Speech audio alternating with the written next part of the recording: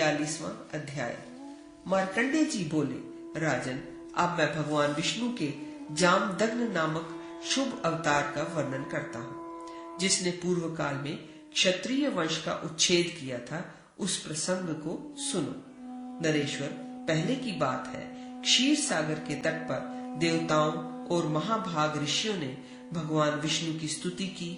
इससे वे जमदग्नि मुनि के पुत्र के रूप में अवतीर्ण हुए। वे भगवान संपूर्ण लोकों में परशुराम नाम से विख्यात थे और दुष्ट राजाओं का नाश करने के लिए ही इस भूतल पर अवतीर्ण हुए थे। उनके अवतार से पूर्व राजा कृतवीर्य का पुत्र कार्तवीर्य हुआ था, जिसने दत्तात्रेय जी की आराधना करके सार्वभौम राज्य प्राप्त कर लिया था। एक समय वह महाभाग नरेश जमदग्नि ऋषि के आश्रम पर गया। उसके साथ चतुरंगिणी सेना थी। उस राजा को चतुरंगिणी सेना के साथ आश्रम पर आया देख जमदग्नि ने नृपवर कार्तवीर्य से मधुर वाणी में कहा, महामते, आप मेरे अतिथि होकर यहाँ पधारे हैं, अतः आज अपनी सेना का पड़ाव यहीं डालिए और मेरे दिए हुए वन्य फल आदि का भोजन करके कल यहाँ से चले जाइए। महानुभाव राजा कार्तवीर्य मुनि के वाक्य का गौरव मानकर अपनी सेना को वहीं ठहरने का आदेश दे वहां रह गया। इधर अलंग्य यश वाले मुनि ने राजा को आमंत्रित करके अपनी कामधेनु गौ का दोहन किया। राजन, उन्होंने अनेकानेक गजशाला, अश्वशाला, मनुष्यों के रहने योग्य विचित्र ग्रह और तोरण आदि का दोहन किया। सामंत नरेशों के रहने योग्य सुंदर भवन, जिनमें बगीचे आदि की इच्छा रखने वालों के लिए सुंदर उद्यान थे, दोहन द्वारा प्रस्तुत किए। फिर अनेक मंजिलों का श्रेष्ठ महल, जिसमें सुंदर एवं उपयोगी सामान संचित थे, गो दोहन के द्वारा उपलब्ध करके मुनि ने भूपाल से कहा, राजन, आपके लिए महल तैयार है, आप इसमें प्रवेश कीजिए। आपकी ये श्रेष्ठ मंत्री तथा और लोग भी शीघ्र ही इन दिव्य गृहों में प्रवेश करें। विभिन्न जातियों के हाथी और घोड़े आदि भी गजशाला और अश्वशाला में रहे तथा भृत्यगण भी इन छोटे घरों में निवास करें।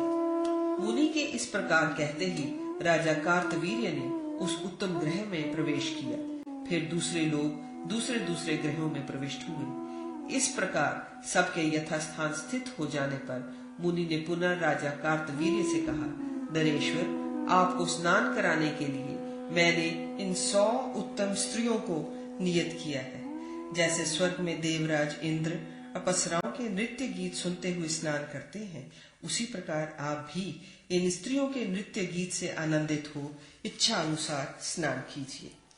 भूप, मुनि की आज्ञा से वहां राजा कार्तवीर्य ने इंद्र की भांति मधुर वाद्यों और गीत आदि के शब्दों से आनंदित होते हुए स्नान किया।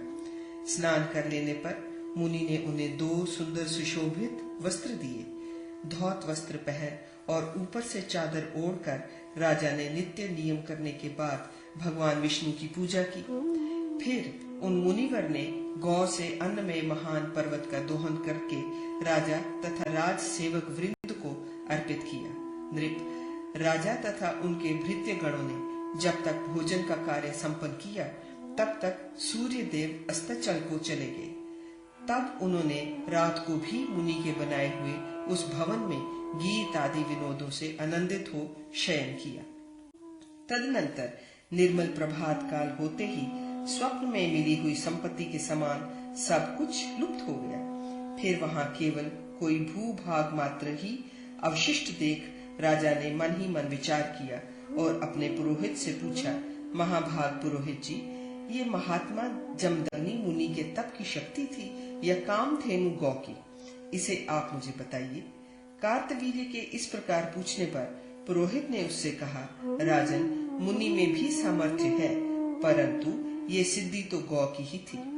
तो भी नरेश्वर, आप लोभवश उस गौ का अपहरण न करें, क्योंकि जो उसे हर लेने की इच्छा करता है उसका निश्चय ही विनाश हो जाता है। ये सुनकर राजा के प्रधान मंत्री ने कहा, महाराज, ब्राह्मण ब्राह्मण का ही प्रेमी होता है। वह अपने पक्ष का पोषण करने के कारण राजा के कार्य की कोई परवाह नहीं करता। राजा, उस गौ को पाकर आपके पास तत्काल गुप्त हो जाने वाला नाना प्रकार के घर, सोने के पात्र, शय आदि तथा सुंदर स्त्रियां, ये सब सामान प्रस्तुत रहेंगे जिन्हें हम लोगों ने वहां प्रत्यक्ष देखा है। इस उत्तम धेनु को आप अवश्य ले चले। महामते राजेंद्र, ये गौ आपके ही योग्य है। भूपाल, यदि आपकी इच्छा हो तो मैं स्वयं जाकर इसे ले आऊंगा। आप केवल मुझे आज्ञा दीजिए। नृपवर मंत्री के इस प्रकार कहने पर राजा ने बहुत अच्छा कहकर अनुमति दे दी। फिर राजमंत्री आश्रम पर जाकर गौ का अपहरण करने लगा। तब जमदग्नि मुनि ने उसे सब ओर से मना किया, किंतु उसने उनकी बात न मानते हुए कहा, महाबुद्धिमान रावण, ये गौ राजा के योग्य है, अतः इसे राजा को ही दे दीजिए। आप तो साग और फल खाने वाले हैं, आपको इस गाय से क्या काम है? यो कहकर मंत्री उस गौ को बलपूर्वक ले जाने लगा। राजन, तब उस मुनि ने स्त्री सहित आकर उसे पुनः रोका। इस पर उस दुष्टात्मा और ब्रह्म हत्यारे मंत्री ने उस मुनि का वध करके गौ को ज्यों ही ले जाना चाहा, त्यों ही वह दिव्य गौ आकाश मार्ग से चली गई और राजा मन ही मन क्षुब्ध होकर महिष्मती नगरी को लौट आया। राजन, उस समय मुनि की पत्नी दुख से पीड़ित होकर अत्यंत विलाप करने लगी और प्राण त्याग देने की इच्छा से अपनी कुक्षी में उसने 21 बार मुक्का मारा। माता का विलाप सुनकर परशुराम जी वन से फूल आदि लेकर हाथ में कुल्हाड़ी लिए उसी समय आए और माता से बोले, माँ, इस प्रकार छाती पीटने की आवश्यकता नहीं है, मैं सब कुछ शकुन से जान गया हूँ। उस दुष्ट मंत्री वाले दुराचारी राजा अर्जुन का मैं अवश्य वध करूंगा। माता, चूंकि तुमने अपनी कुक्षी में 21 बार प्रहार किया है, इसलिए मैं इस भूमंडल के क्षत्रियों का 21 बार संहार करूंगा। इस प्रकार प्रतिज्ञा करके फरसा लेकर वे वहां से चल दिए और महिष्मतीपुरी में जाकर उन्होंने राजा कार्तवीर्य अर्जुन को ललकारा। तब वह अनेक अक्षौहिणी सेना के साथ युद्ध के लिए आया। वहां उन दोनों में महाभयानक रोमांचकारी युद्ध हुआ, जो सैकड़ों अस्त्र शस्त्रों के प्रहार से व्याप्त तथा मांस खाने वाले प्राणियों के आनंद देने वाला था।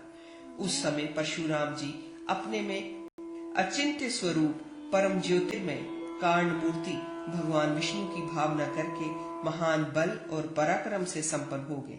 उन्होंने परम आश्चर्यमय पौरुष प्रकट करते हुए कार्तवीर्य की असंख्य क्षत्रियों से युक्त संपूर्ण सेना को मारकर भूमि पर गिरा दिया और रोष से भरकर कार्तवीर्य की समस्त भुजाएं काट डाली। उसके बाहुवन का उच्छेद हो जाने पर भृगुनंदन परशुराम ने उसका मस्तक भी धड़ से अलग कर दिया। इस प्रकार वह चक्रवर्ती राजा कार्तवीर्य श्री भगवान विष्णु के हाथ से वध को प्राप्त होकर दिव्य रूप धारण करके श्री संपन्न एवं दिव्य चंदनों से अनुलिप्त होकर दिव्य विमान पर आरूढ़ हो विष्णु धाम को प्राप्त हुआ। फिर महान बल और पराक्रम वाले परशुराम जी ने भी इस पृथ्वी के क्षत्रियों का 21 बार संहार किया।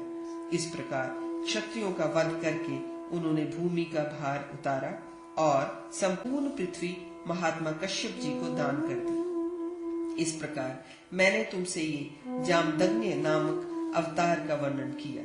जो भक्ति पूर्वक इसका श्रवण करता है वह सब पापों से मुक्त हो जाता है। राजन, इस तरह पृथ्वी पर अवतीर्ण होने के बाद ये साक्षात भगवान विष्णु स्वरूप परशुराम जी 21 बार क्षत्रियों को मारकर क्षत्रिय तेज को छिन्न भिन्न करके आज भी महेंद्र पर्वत पर विराजमान है।